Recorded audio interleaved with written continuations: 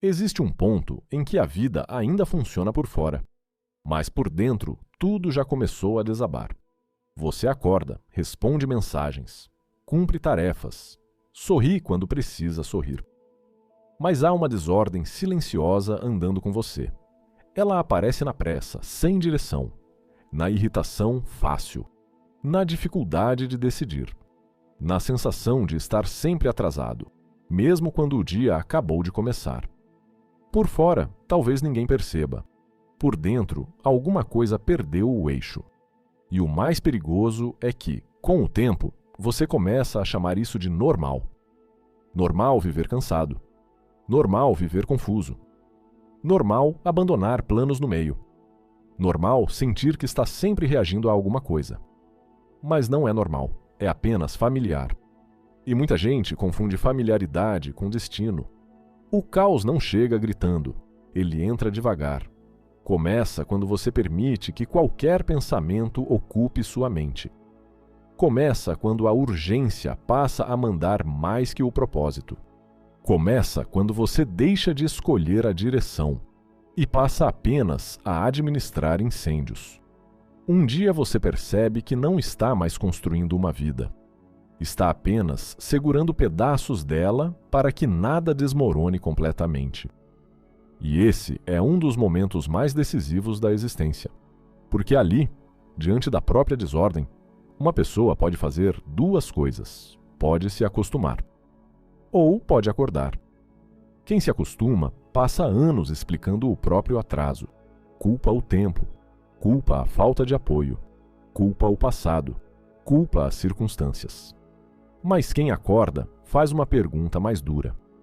Que parte de mim permitiu que isso chegasse até aqui? Essa pergunta não é confortável, mas é poderosa, porque ela devolve comando. E comando é o primeiro sinal de reconstrução. Napoleon Hill entendia que a mente não é um corredor por onde ideias transitam. É uma fábrica que transforma repetição em destino. Por isso, ele escreveu: qualquer ideia, plano ou propósito pode ser colocado na mente através da repetição do pensamento. Essa frase parece simples, mas carrega uma sentença profunda. Se a repetição pôde construir medo, também pode construir coragem. Se a repetição pôde instalar dúvida, também pode instalar fé. Se a repetição pôde ensinar sua mente a viver no caos, ela também pode ensiná-la a obedecer a uma visão. O problema é que muitas pessoas querem mudar a vida sem mudar a voz que ouvem por dentro. Querem novos resultados carregando antigas ordens mentais. Querem prosperidade pensando como quem espera perder. Querem disciplina tratando o impulso como autoridade. Querem controle, mas continuam entregando a mente para qualquer medo que passa. Se você não escolhe quem governa a sua mente, alguma força menor fará isso por você.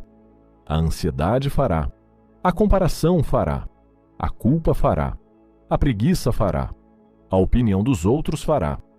E pouco a pouco, sua vida será conduzida por forças que nunca pediram permissão para entrar. Por isso, reconstruir a mentalidade não é um luxo, é sobrevivência espiritual. É o ato de recuperar o território central da sua existência. Antes de organizar dinheiro, agenda, trabalho ou relacionamentos, você precisa organizar aquilo que decide como você enxerga tudo isso. A mente desordenada transforma oportunidade em ameaça, transforma atraso em identidade, transforma dificuldade em prova de incapacidade. Mas uma mente em reconstrução começa a enxergar diferente. Ela olha para o caos e não diz mais: isso sou eu. Ela diz: isso é o que eu permiti, e agora vou reorganizar. Há uma diferença imensa entre se culpar e assumir responsabilidade. A culpa paralisa, a responsabilidade levanta. A culpa olha para trás, procurando punição.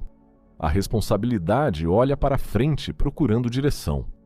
E talvez seja exatamente isso que você precise neste momento. Não mais uma explicação. Não mais uma promessa feita no calor da emoção. Não mais uma tentativa fraca de começar tudo de novo sem mudar a raiz. Você precisa de uma nova ordem interna. Uma decisão firme, quase silenciosa, quase sagrada. A decisão de não viver mais como alguém invadido pelos próprios pensamentos. A decisão de não permitir que cada medo vire lei. A decisão de não tratar cada fase difícil como sentença final. Porque o caos pode explicar o estado atual da sua vida, mas não tem autoridade para definir o seu destino. A partir do momento em que você percebe isso, algo muda. Não fora, ainda não. Primeiro muda o olhar, depois muda a postura, depois muda a escolha, depois muda o hábito. E só então o mundo começa a parecer diferente, porque você já não é a mesma pessoa olhando para ele. Esse é o começo do controle. Não o controle infantil de querer dominar tudo, mas o controle maduro de não ser dominado por tudo. O controle de respirar antes de reagir, de escolher antes de seguir o impulso, de lembrar da visão antes de obedecer ao medo, de construir mesmo quando a mente antiga tenta puxar você de volta. E nesse instante, você deixa de ser apenas alguém tentando escapar do caos. Você começa a se tornar alguém capaz de governá-lo. Pensamentos não são visitantes, são ordens disfarçadas de hábito. Eles entram pequenos, quase invisíveis. Uma frase contra si mesmo, uma lembrança mal resolvida, uma comparação silenciosa, uma certeza repetida tantas vezes que já nem parece escolha. E quando você percebe, sua mente não está apenas pensando, está obedecendo. Obedecendo a medos antigos, obedecendo a imagens pequenas, obedecendo a uma versão de você que talvez tenha nascido em algum momento de dor, mas continuou governando muito depois que a dor passou.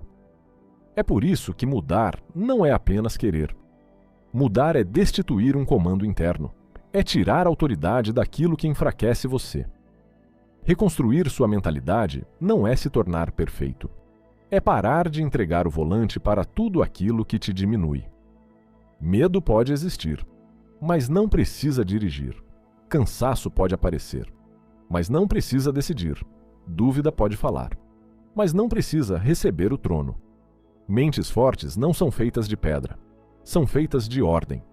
Elas sentem pressão, mas não se dissolvem nela. Sentem insegurança, mas não ajoelham diante dela. Sentem vontade de parar, mas aprenderam que vontade não é comando. Vontade é clima. E ninguém constrói uma vida inteira obedecendo ao clima do dia. Quem constrói algo verdadeiro precisa de um centro mais profundo. Algo que continue de pé quando a emoção muda. Algo que fale mais alto que a preguiça. Mais alto que a comparação. Mais alto que a voz fraca dizendo que talvez seja tarde. Esse centro se chama decisão. Não uma decisão teatral. Não uma decisão feita para impressionar os outros. Mas uma decisão repetida em gestos pequenos. Acordar e cumprir. Prometer e fazer. Cair e ajustar. Perder ritmo e voltar. Ser tentado pelo antigo padrão e escolher a nova identidade. A disciplina nasce aí. Não como castigo, não como rigidez vazia. Disciplina é a cerca que impede o futuro de ser devorado pelo impulso do dia. Ela protege aquilo que você ainda não vê. Protege a pessoa que você está tentando se tornar. Protege a visão nos dias em que o mundo oferece distrações com aparência de alívio.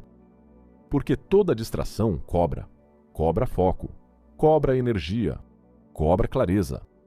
Cobra tempo de vida, e quando você paga esse preço todos os dias, sem perceber, acaba financiando uma versão menor de si mesmo. O caos moderno não parece sempre destruição. Às vezes, ele parece excesso. Excesso de informação, excesso de opinião, excesso de comparação, excesso de caminhos, excesso de estímulos tentando convencer você a abandonar a própria direção. E é exatamente por isso que pessoas extraordinárias não vencem apenas por terem sonhos maiores. Elas vencem porque protegem melhor a própria atenção. Atenção é vida concentrada. Aquilo que captura sua atenção começa a influenciar seu destino.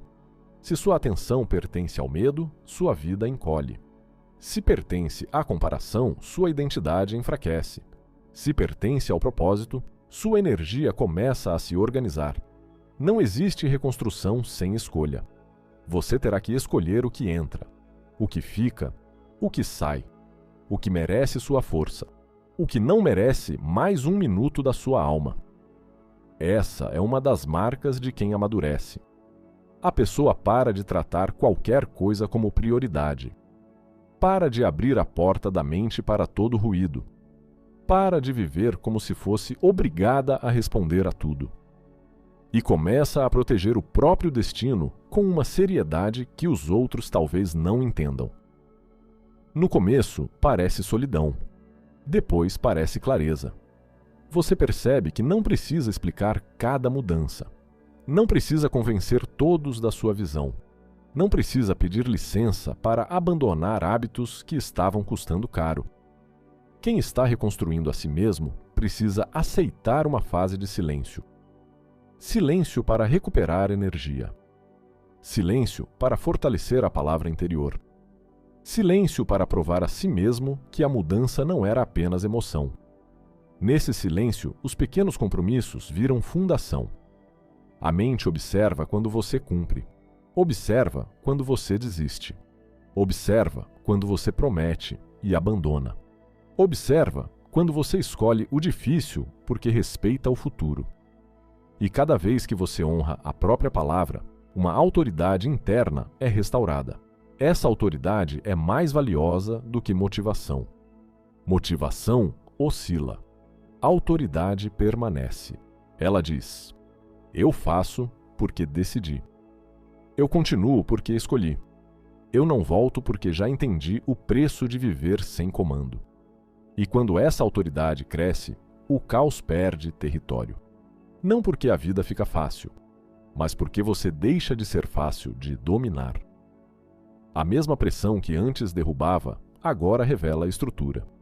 A mesma demora que antes fazia você desistir, agora treina a paciência. A mesma dificuldade que antes parecia castigo, agora vira campo de fortalecimento. E pouco a pouco, você entende que controlar a mente não é silenciar tudo. É estabelecer uma hierarquia. O propósito acima do impulso, a visão acima do medo, a disciplina acima do humor, a identidade acima da circunstância. Quando essa hierarquia se forma, a vida começa a receber um novo comandante. E quem governa a si mesmo já não precisa implorar ao mundo por direção. Desejar é fácil. Sustentar a própria visão, quando a realidade ainda não confirma essa visão, é o que separa a fantasia de destino. Muitas pessoas querem uma nova vida. Poucas suportam o intervalo entre a decisão e a evidência. Esse intervalo é onde tudo se decide. Não nos aplausos, não nos resultados visíveis. Não nos dias em que a energia está alta, mas nos dias comuns, nos dias sem testemunhas, nos dias em que ninguém elogia sua disciplina, nos dias em que o mundo parece continuar igual, mesmo depois de você ter mudado por dentro. É aí que a maioria se perde, porque espera que a vida confirme rápido demais aquilo que ainda está sendo construído em silêncio. Mas toda transformação verdadeira passa por uma fase invisível. A semente não se torna árvore no dia em que é plantada. Primeiro, ela desaparece na terra. Primeiro, rompe no escuro. Primeiro, cria raiz onde ninguém vê. E só depois aparece. Com a mente acontece o mesmo. Antes de uma pessoa vencer por fora, ela precisa parar de se trair por dentro. Precisa sustentar uma imagem superior quando a antiga identidade ainda tenta voltar. Precisa continuar fiel ao propósito quando o ambiente ainda trata sua mudança como fase. Precisa praticar fé não como fantasia, mas como lealdade àquilo que decidiu construir. Napoleon Hill falava de desejo definido, fé, decisão, Autossugestão e persistência como forças vivas. Não como enfeites de linguagem. Desejo definido dá direção. Fé sustenta a imagem antes da prova. Autossugestão grava a ordem na mente. Decisão corta a fuga. Persistência transforma intenção em realidade. Quando essas forças se unem, a pessoa deixa de ser levada pelas circunstâncias e passa a agir como causa. Esse é o ponto em que a vida começa a mudar.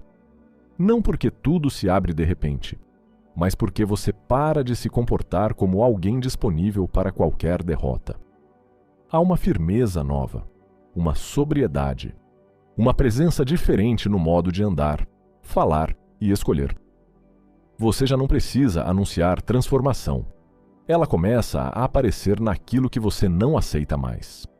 Não aceita mais negociar com a preguiça como se ela fosse conselheira. Não aceita mais chamar distração de descanso. Não aceita mais transformar atraso em identidade. Não aceita mais viver pedindo desculpas por desejar crescer. Essa recusa é poderosa, porque existem momentos em que vencer começa por aquilo que você expulsa. Expulsa a ideia de que é tarde. Expulsa a crença de que sua história passada tem direito sobre todo o seu futuro. Expulsa a necessidade de aprovação de pessoas que nunca compreenderam sua visão. Expulsa o hábito de abandonar a si mesmo sempre que a vida aperta. Dor sem direção vira peso. Dor com propósito vira matéria-prima. E talvez aquilo que você chamou de caos tenha sido, na verdade, o colapso de uma versão que não podia mais sustentar o seu futuro. Algumas estruturas precisam cair. Algumas ilusões precisam morrer. Alguns ciclos precisam terminar para que uma mente mais forte finalmente assuma o comando. Mas ninguém recebe esse novo nível sem pagar o preço da persistência. Persistir é continuar quando a emoção não ajuda. É escolher a visão quando o presente ainda contradiz a visão. É manter a palavra quando seria mais fácil inventar uma desculpa elegante. É fazer o que precisa ser feito sem transformar cada dificuldade em drama. A vida não responde ao que você promete no auge da emoção. Ela responde ao que você pratica no silêncio. Responde ao padrão, à repetição, à identidade vivida. E a identidade vivida é construída em momentos pequenos demais para impressionar, mas fortes o bastante para mudar um destino. A hora em que você levanta, a tarefa que você termina, a distração que você recusa, a palavra que você cumpre, a reação que você domina, a visão que você protege.